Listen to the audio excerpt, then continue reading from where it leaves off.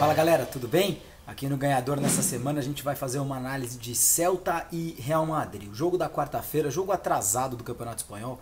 Esse jogo era para ter sido disputado lá em fevereiro e acontece com uma tempestade, um problema meteorológico, anulou o jogo, né? Cancelou o jogo que seria disputado em fevereiro em Balaídos. Ele foi sendo remarcado até cair justamente entre a penúltima e a última rodadas do Campeonato Espanhol. Isso por quê? Porque o Real Madrid foi avançando na Champions League, está na final, e o Celta, surpreendentemente, também foi avançando na Liga Europa, né, na Europa League, que é o segundo torneio mais importante do continente. Caiu na semana passada na semifinal contra o Manchester United, empatando por 1-1 em Old Trafford, e teve uma chance de ouro para fazer o gol da classificação aos 51 do segundo tempo. Acabou que a bola não entrou, né? O atacante sueco do Celta acabou não conseguindo resolver aquela parada que daria a classificação para o Celta. E aí os dois times se enfrentam e numa situação muito importante para o campeonato. Por quê? O Real Madrid ele tem 87 pontos, os mesmos 87 pontos do Barcelona na liderança do campeonato. E o Barcelona leva vantagem no confronto direto, né? Empatou em casa, ganhou em Madrid. E assim sendo, o Barcelona pode acabar o campeonato empatado com o Real para ser campeão. Porém, o Barcelona só tem mais um jogo no fim de semana contra o Eibar em casa, no Camp Nou, e o Real Madrid tem mais 2 jogos. Esse contra o Celta na quarta-feira e no fim de semana o jogo contra o Málaga fora de casa. Portanto, se o Real fizer 4 pontos nesses jogos, ele vai ser campeão. Porque o Barcelona pode no máximo fazer 3.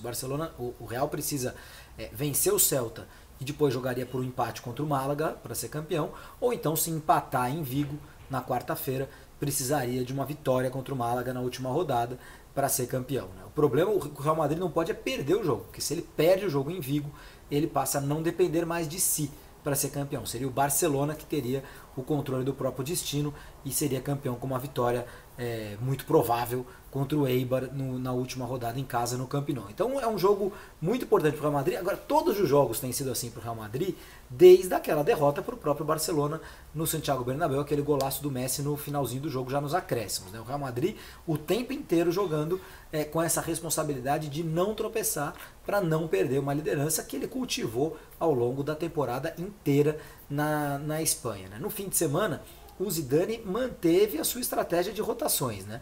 5 jogadores reservas, foi um time misto contra o Sevilla na goleada por 4-1.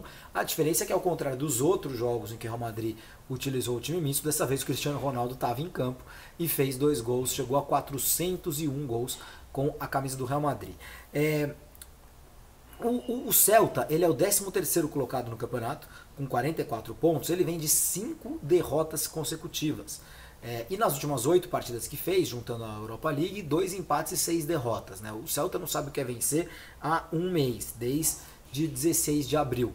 Agora, essa má fase do Celta precisa ser colocada em contexto, porque é um time que estava tão envolvido, pela primeira vez na sua história, semifinalista de um campeonato europeu. O Celta estava tão envolvido com a Europa League que ele abriu mão do Campeonato Espanhol. Ele já tinha uma pontuação suficiente para não ser rebaixado, como não será rebaixado, né? Já estão definidos os rebaixados, o Osasuna, o Granada e o Sporting Gijón. Esses 3 vão disputar a segunda divisão no ano que vem. Então o Celta abriu mão, né? Perdeu completamente a motivação para jogar o Campeonato Espanhol. E agora é uma espécie de despedida da temporada, que pode ser uma despedida com honras, né? Atrapalhando a vida do Real Madrid. Vamos lembrar que nessa temporada o jogo do turno, lá em agosto do ano passado, foi 2-1 para o Real Madrid no Bernabéu, com o gol do Toni Kroos aos 36 do segundo tempo. Foi o primeiro jogo do Real Madrid em seu estádio na temporada, no Campeonato Espanhol. E aí eles se enfrentaram pela Copa do Rei em janeiro. E o Celta foi até o Bernabéu, ganhou por 2-1 e depois segurou um empate por 2-2 em Vigo, se classificando e eliminando o Real Madrid. Depois o Celta seria eliminado também da Copa do Rei. Mas o Celta, então, em janeiro, passou 2 jogos inteiros aí sem perder do Real Madrid.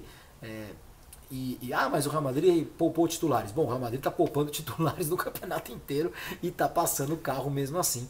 O Celta teve seus méritos de conseguir essa classificação na Copa do Rei. Agora, nos últimos 9 jogos, entre eles em Vigo, nas últimas 9 temporadas do Campeonato Espanhol, uma vitória últimas 9 visitas do Real Madrid pelo Campeonato Espanhol, 1 vitória do Celta, 8 vitórias do Real Madrid. Então o Real costuma ganhar em Vigo, não costuma ter problemas lá, mas teve problemas com o Celtinha no começo no meio da temporada, em janeiro, no mata-mata da Copa do Rei. É um jogo com favoritismo total para o Real Madrid. A única coisa que pode mudar ali o destino do jogo é justamente um nervosismo extra do Real Madrid. Né? Imagina que o Celta consegue fazer um gol e o Real Madrid se vê contra a parede perdendo o campeonato. Isso não aconteceu desde a derrota do Camp Nou. Em nenhum momento o Real Madrid esteve contra a parede. O tempo inteiro ele foi lá, mandou nos jogos, ganhou e ponto final. Né? Se ele estiver contra a parede contra o Celta, e aí eu acho que já vai ser um Celta muito mais motivado, muito mais interessado nessa partida do que esteve nesses últimos jogos, aí, nos últimos mês e meio pelo Campeonato Espanhol. Se o Real Madrid se vir nessa situação, ele pode se complicar. Mas não é o meu palpite. O meu palpite é que o Real Madrid ganha fazendo muitos gols e sofrendo algum, porque é sempre assim ao longo da temporada, tem sido sempre assim. Vou apostar aqui 2-1 pro Real Madrid. Um jogo não tão moleza assim. 2-1 pro Real Madrid lá em Vigo. E acho que o Real Madrid vai ficar a um empate do título espanhol, que não ganha desde 2012. Tá legal? Um grande abraço para vocês. Tchau, tchau.